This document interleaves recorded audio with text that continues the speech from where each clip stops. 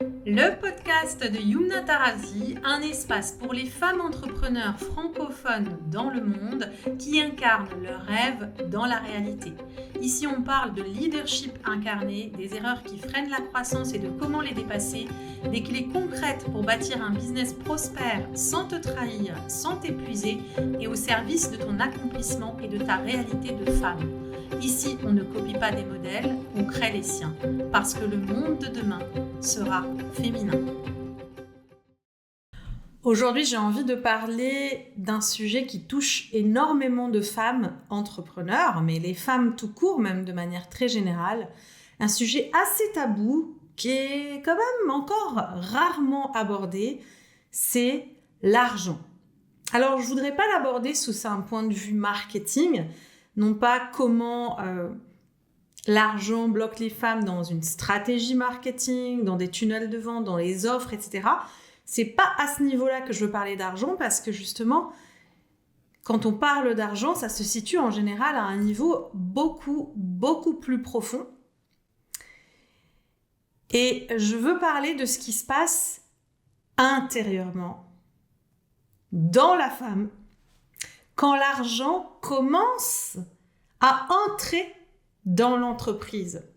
Pas forcément avant d'en gagner, mais quand une femme commence à en gagner, c'est là que ça peut activer des problèmes de permission intérieure. Et ce que j'observe très souvent en coaching, c'est quand on manque d'argent, c'est rarement un problème de stratégie. C'est bien souvent une question de permission, une espèce de permission à s'autoriser de recevoir, la permission de gagner plus que ce qu'on a toujours connu dans sa vie et la permission de réussir sans culpabilité. Et souvent, quand ça bloque, c'est qu'on est tenu par notre environnement qui est devenu tellement habituel qu'on se pose même plus la question de qu'est-ce qui me tient autour de moi, dans mes habitudes, dans ma façon de penser, dans ce que les gens autour de moi me disent à longueur de journée, dans ce que je me répète à longueur de journée, dans les amis, les gens que je fréquente, dans mon environnement familial, amical, combien gagnent les personnes autour de moi, que pensent les personnes autour de moi. On se rend rarement compte à quel point, même si on a un désir brûlant, même si on est convaincu, même si on se donne les moyens, que si tout ça autour de nous reste intact, c'est comme des chaînes qui nous maintiennent sur place, peu importe les efforts que l'on fait. Et ça, c'est hyper important de comprendre. Vous pouvez écouter mon précédent podcast où je parle de devenir la femme qui gagne plus, où je parle de l'identité profonde et il est question de ça.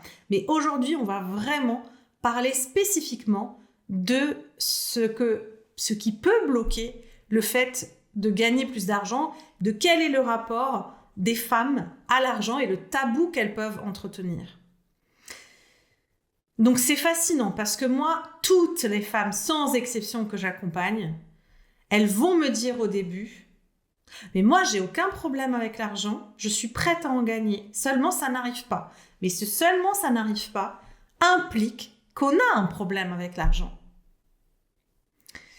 Et puis, il y en a qui, ça démarre, ok ? Elles sont entrepreneurs, ça commence à fonctionner, l'argent commence à rentrer. Et il y a quelque chose de dramatique qui se passe. Et ça, je l'ai observé chez une de mes clientes, c'est que les prix deviennent difficiles à assumer. D'un coup, on a vendu à un certain prix, puis on se dit non, c'est pas possible, ça a été de la chance, et puis ça m'a mis de la pression, et puis mais moi, j'ai pas envie que mes clients deviennent un chiffre dans mon compte en banque, et puis on commence à se raconter des choses, le plafond de revenus arrive, on a gagné une certaine somme, on touche un certain plafond, et d'un coup, on a peur d'être jugé, et on commence à se rétracter, à reculer, à baisser ses tarifs, à se raconter que c'est pas parce qu'on a réussi une fois qu'on pourra réussir les prochaines fois. Et là, on va toucher à quelque chose de beaucoup, beaucoup plus profond que le business. Et c'est là où le fait d'avoir un accompagnement solide est extrêmement important, parce que quand on est accompagné par un coach, par une communauté d'entrepreneurs, eh bien, tout ça va nous tenir positivement dans les nouvelles croyances qu'on met en place. Et c'est ça qui va devenir notre nouveau modèle de référence en termes de repères et de croyances, plutôt que l'environnement habituel qui peut nous relier à nos chaînes. Et donc, il y a quelque chose que j'observe, c'est très, très, très répandu. Vraiment, ne vous sentez pas seul si vous vous reconnaissez dans mes paroles. C'est que il y a tellement de femmes, mais tellement de femmes qui veulent développer leur entreprise, qui veulent la liberté financière, qui veulent réussir. Mais à l'intérieur d'elles-mêmes, une partie d'elles a peur de ce que ça implique. Ok ? Donc souvent, on va se retrouver avec des personnes, finalement, elles ont un revenu de la retraite, finalement, elles ont un revenu complémentaire, finalement, elles ont un mari qui ramène l'argent et elles vont se raconter que oui, mais finalement, il n'y a pas d'urgence à créer cet argent et donc elles vont rester avec le désir d'un côté et le non-passage à l'action de l'autre. Et je me souviens très bien d'une cliente que j'ai accompagnée où vraiment, parce que là, ce qui est flagrant, c'est que c'est quand l'argent rentre que ça met en exergue tout ça. Les personnes qui n'ont pas encore gagné l'argent et qui n'ont pas encore touché un plafond de verre, pour elles n'ont pas de problème parce qu'elles n'ont pas vécu la situation qui leur permet de toucher du doigt leur blocage. Donc, on se raconte que tout va bien. Et donc, cette cliente, je me souviens, je l'avais accompagnée et son entreprise commençait vraiment à cartonner.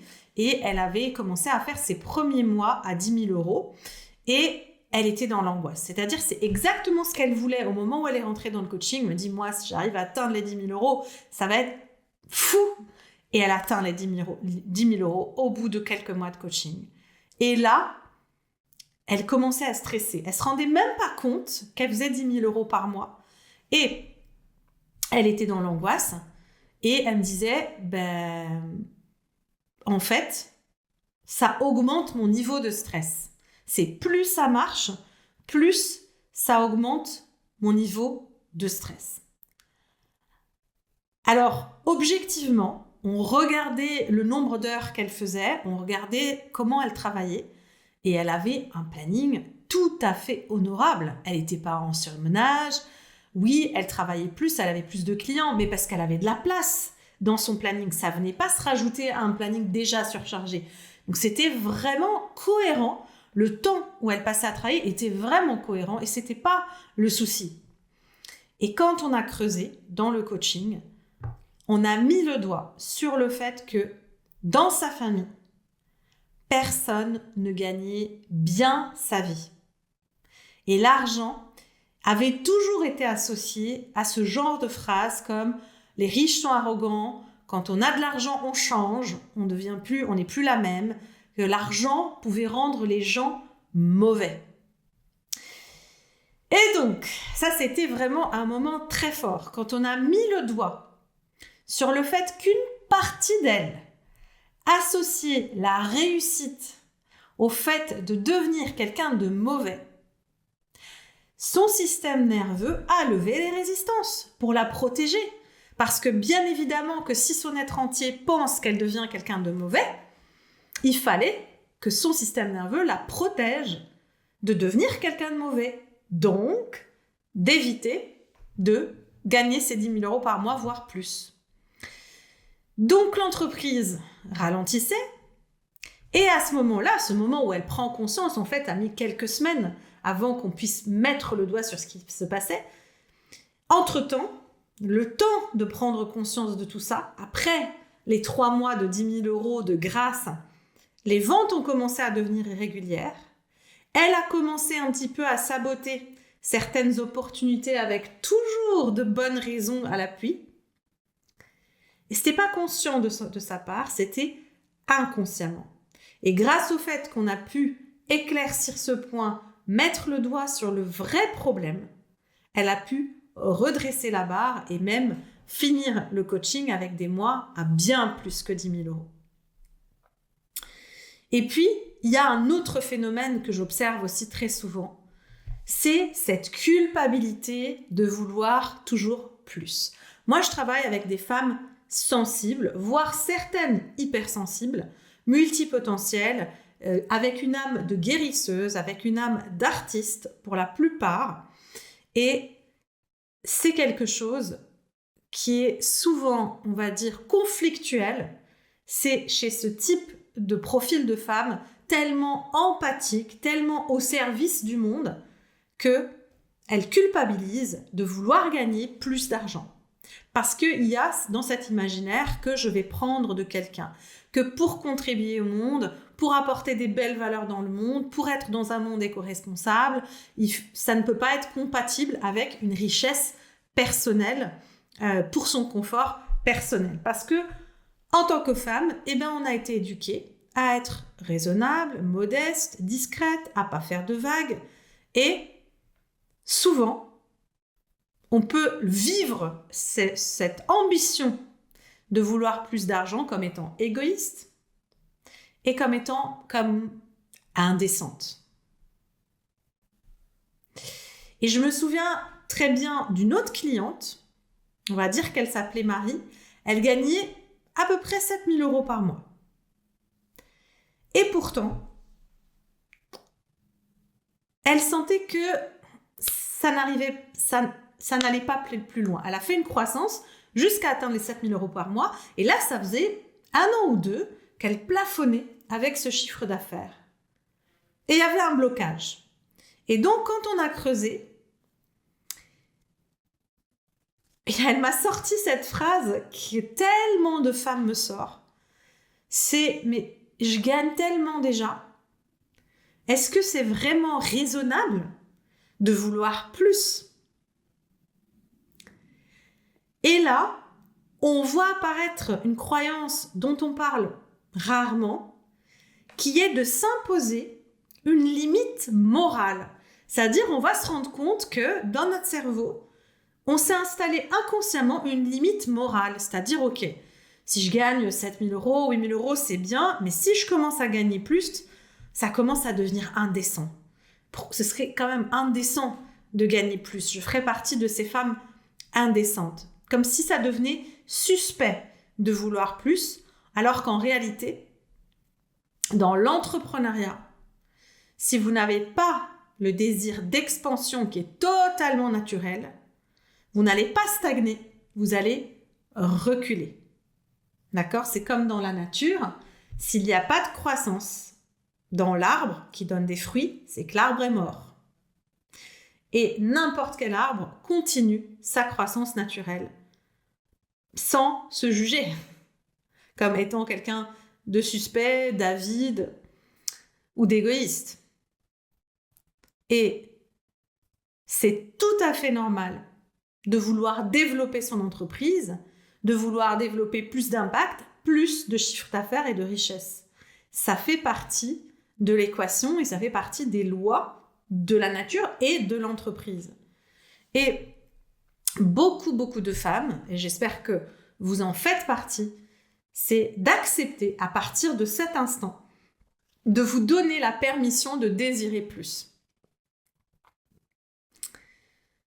Et puis, il y a cette fameuse peur du regard des autres si je m'enrichis. Parce que gagner plus d'argent va souvent changer la dynamique dans l'entourage. C'est ce que je disais au tout début de l'épisode, c'est que vous allez devenir, votre identité va changer et ça va forcément provoquer des choses dans votre entourage, chez les personnes de votre entourage, puisque vous allez avoir une dynamique différente. Et il y a des personnes, moi, qui me disent, soit j'ose même pas dire combien je gagne, alors en France, n'en parlons même pas, il y a encore un tabou immense autour de l'argent, soit elles me disent, j'ose même pas dire combien je gagne parce que du coup, elles pourraient choquer, sachant que souvent, on a autour de soi des personnes salariées, et ce qu'on gagne en tant qu'entrepreneur n'a rien à voir en tant que salarié, puisque quand on est entrepreneur, on a à minima 50% de ce qu'on gagne qui va partir en charge, en voiture, en voilà, et un autre pourcentage très élevé qui va partir sur les investissements de l'entreprise, etc. Et donc, beaucoup de femmes qui me disent « J'ose pas dire combien je gagne. J'ose pas dire combien je paye telle formation. Ou j'ose pas dire combien je paye tel coaching. » De peur d'être perçue comme quelqu'un de prétentieux, de superficiel, de matérialiste, ou même quelqu'un de crédule à qui on a vendu quelque chose de trop cher. Et j'ai eu des entrepreneurs, j'ai accompagné des entrepreneurs qui vivaient des succès incroyables, mais elles s'interdisaient littéralement de les partager. Pas seulement dans les réseaux sociaux, mais même dans leur famille. Parce qu'à chaque fois qu'elles partageaient des résultats, elles avaient soit des blagues, soit des remarques, vous savez, ce style passif-agressif qui pique, qui fait mal. Non, mais c'est une blague. Ou alors une espèce de silence, parce qu'il peut y avoir derrière soit de la jalousie, soit du jugement, soit de l'incrédulité, elle raconte n'importe quoi, etc. Donc, ces femmes adoptent une stratégie, c'est qu'elles réussissent, mais en silence. Et ça peut créer malheureusement un énorme tiraillement à l'intérieur. Parce que l'entrepreneuriat, mes amis, demande de prendre sa place. Et quand on se tait sur certaines choses, qu'on censure, qu'on occulte certaines choses, qu'on n'est pas libre en fait de sa réussite, on n'arrive pas à occuper pleinement sa place en tant qu'entrepreneur. Et là où je ne prends pas ma place, je ne suis pas visible, je ne suis pas accessible et je ne rayonne pas parce que je censure un élan de vie, je censure quelque chose. Et puis, on a aussi un quatrième volet qui est très, très, très répandu, qui sont les loyautés familiales, souvent invisibles. Toutes ces croyances sur l'argent implicites, qui sont pas toujours nommées, mais qu'on a comme ça hérité dans notre esprit, on ne sait pas d'où ça vient. Par exemple, ça peut être chez nous, on travaille dur, on travaille beaucoup pour peu d'argent. Ou alors, les riches exploitent les pauvres. Ou alors, l'argent, c'est toujours compliqué. Ou alors, d'autres gens qui vont dire « Moi, je suis pas doué avec l'argent. Alors moi, j'ai un problème avec l'argent. » Et ça reste d'une génération à une génération. Et donc, quand une femme gagne beaucoup d'argent, elle peut ressentir inconsciemment qu'elle sort de son clan. En réalité, c'est un affranchissement qui ne nous pousse pas à rompre, mais elles le vivent inconsciemment, comme c'est pas conscientisé, elles le vivent comme si elles allaient rompre avec leur famille, alors que c'est juste une émancipation saine. Et je me souviens d'une cliente qui me touchait énormément. Elle avait littéralement une entreprise qui explosait. Elle venait vraiment d'un milieu très, très, très modeste. Et à chaque fois qu'elle dépassait un certain niveau de revenus, elle sabotait quelque chose. C'est-à-dire qu'elle réussissait, ça fonctionnait. Puis à un moment, elle me disait « Ah, Yumna, j'ai changé d'offre. » Ou « Ah tiens, j'ai lancé tel projet. » Et là, je dis « Mais qu'est-ce qu'elle fait ? Ça marchait. Fallait toucher à rien. » Et à chaque fois, elle était convaincue. Elle était convaincue, elle avait toujours les bonnes raisons, les bons arguments.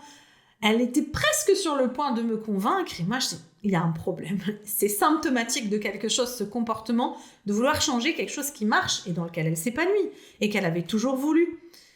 Et à force de chercher, de gratter, de questionner, un jour, elle m'a dit, je crois que si je réussis trop, je vais être trop différente de ma famille. Et en réalité, elle était déjà trop différente de sa famille. Elle était déjà un peu la femme protectrice. Elle était déjà la femme qui aidait financièrement sa famille. Elle était déjà celle qui réussissait aux yeux de sa famille. Sauf qu'il fallait qu'elle apprenne aussi à mettre des limites. Bon, ça, c'était une autre histoire. Mais il y a un moment donné, ça devenait tellement lourd pour elle de voir. Elle avait envie d'être comme des gens de sa famille que elle créait un conflit à l'intérieur qui l'amenait dans cet auto-sabotage. Parce que notre système nerveux va toujours chercher à rester loyal à notre système d'origine, et même si ça limite notre expansion. Et vous voyez que c'est à cause de ça que ce n'est pas si facile que ça. Et c'est à cause de ça que, même si on est trop compétent, même si on est convaincu de vouloir y aller toute seule, eh ben, se faire accompagner est indispensable pour éclairer les angles morts. Parce que ce qui se passe en coaching, c'est que souvent, moi, je vois des personnes qui cherchent à résoudre un problème au mauvais endroit. Souvent, la personne arrive, me dit, voilà, mon problème, c'est l'offre, etc., etc. Je sais pas quoi mettre dans l'offre, etc. Et on termine le coaching en voyant que le problème, c'est pas du tout l'offre, c'est sa peur de devenir visible. Et une peur au ventre maladive de devenir visible. Bref, c'est toujours comme ça. On pense être à un endroit qui est juste. Et en coaching, souvent, on va se rendre compte que on ne cherche pas la solution au bon endroit. Et quand on se rend compte que nos blocages, nos résistances, etc. ne nous faisaient pas chercher la réponse au bon endroit, il y a quelque chose qui se libère, il y a quelque chose qui prend confiance en soi et qui commence à pouvoir rentrer dans une expansion financière. Donc, la vraie question là-dedans, c'est comment réconcilier argent et identité. C'est-à-dire comment, pour rentrer dans cette expansion financière, on revient à la question d'origine et au podcast auquel vous pouvez vous référer, devenir la femme qui gagne le plus d'un point de vue identitaire. Parce que le développement d'une entreprise, c'est avant tout un processus de transformation intérieure. Et jusqu'à aujourd'hui, les amis, je ne sais pas qu'est-ce qui est plus un guide spirituel, si c'est l'entrepreneuriat ou avoir des enfants. Je n'ai pas encore décidé qu'est-ce qui était le plus challengeant, dans le sens où c'est aussi challengeant l'un que l'autre. Être chef d'entreprise et vivre de l'entrepreneuriat, c'est notre guide spirituel. Mon entreprise, c'est un de mes guides spirituels, parce que plus l'entreprise grandit, plus la capacité à recevoir doit grandir. Et ça vient de la femme qui porte l'entreprise, qui apprend à recevoir l'argent, qui apprend à recevoir la reconnaissance et aussi qui apprend à recevoir de l'attention en tant que référence dans son domaine. Et ça demande toujours de redéfinir sa relation à l'argent. Parce que l'argent, c'est pas une preuve de notre valeur. Et ça, gravez-le, écrivez-le en grand, l'argent n'est pas une preuve de votre valeur. C'est pas non plus quelque chose de honteux, c'est simplement une monnaie d'échange et un reflet de la valeur que vous créez. Donc l'argent ne représente pas votre valeur, c'est-à-dire si j'ai beaucoup d'argent, je n'ai pas plus de valeur. Si j'ai très peu d'argent, que je suis très pauvre, j'ai pas moins de valeur.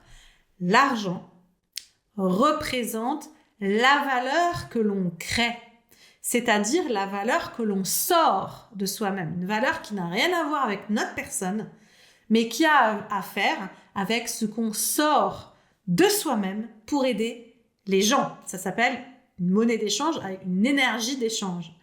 Et plus une femme entrepreneur se sent en sécurité avec ça, que c'est le prix de la valeur que je crée pour t'aider à résoudre ton problème. C'est pas ma valeur à moi. C'est pas la valeur de la cliente. C'est la valeur que la cliente donne à son travail. Et plus une femme donc, se sent en sécurité avec cette notion-là de créer de la valeur, plus son entreprise peut avoir une expansion saine, naturelle, fluide, continue. Donc si tu te reconnais dans certaines choses que j'ai décrites ici, je veux juste que tu saches que tu n'es absolument pas seul, parce que les questions de l'argent sont proéminentes chez les femmes entrepreneurs. Et c'est pas un blocage personnel, ce sont des héritages culturels, familiaux, sociétaux.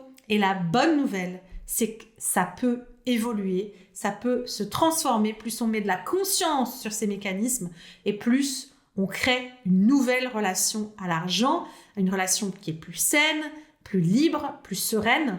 Et peut-être que la vraie question, c'est pas est-ce que je dois gagner beaucoup d'argent, mais plutôt quelle femme je suis prête à devenir pour recevoir ce niveau d'abondance. Et on revient à la question identitaire de la femme qui gagne le plus. Alors, si c'est le moment pour vous de franchir un nouveau palier professionnel, moi, je serais ravie de vous accompagner. Mais avant, il faut qu'on vérifie si on est le bon match l'une pour l'autre. L'accompagnement démarre en juin et je suis en train de faire les entretiens de sessions stratégiques pour vérifier ensemble où en est votre entreprise, que vous ayez un avant-goût du coaching avec moi et que je puisse vous partager la manière dont je travaille. Et puis, si ça match, vérifier ensemble si on a envie de travailler respectivement l'une avec l'autre. Alors pour ça, c'est très simple. Réservez votre créneau avec moi, répondez à mes questions avec le plus de précision possible. Et surtout, soyez réactive parce que les créneaux sont en train de s'envoler heure après heure. Là, j'arrête pas de rajouter des nouveaux créneaux. Mais mon agenda, à un moment, va être saturé. Donc, ne tardez pas à prendre votre rendez-vous avec moi et j'ai hâte de vous retrouver de l'autre côté. Les inscriptions ont démarré. Les groupes sont en train de se constituer. C'est des magnifiques groupes. Il y en a 2. Il y en a un pour les entrepreneurs avancés qui démarrent et qui font moins de 60 000 € et un deuxième groupe avec des entrepreneurs avancés qui font plus de 60 000 €. Et l'intérêt là-dedans, c'est que vous puissiez être entouré par des entrepreneurs qui vous comprennent, qui sont au même stade pour que vous puissiez vous tirer les unes les autres vers le haut. Alors, je vous dis à très bientôt. J'espère que cet épisode vous aura inspiré pour faire la paix avec votre relation avec l'argent et avoir une croissance convenable et satisfaisante dans votre entreprise. Si cet épisode vous a plu, merci de laisser 5 étoiles et un commentaire sur la plateforme préférée de votre choix, ce qui permettra au podcast d'avoir plus de visibilité et d'être mis en avant par la plateforme. Merci infiniment pour cela.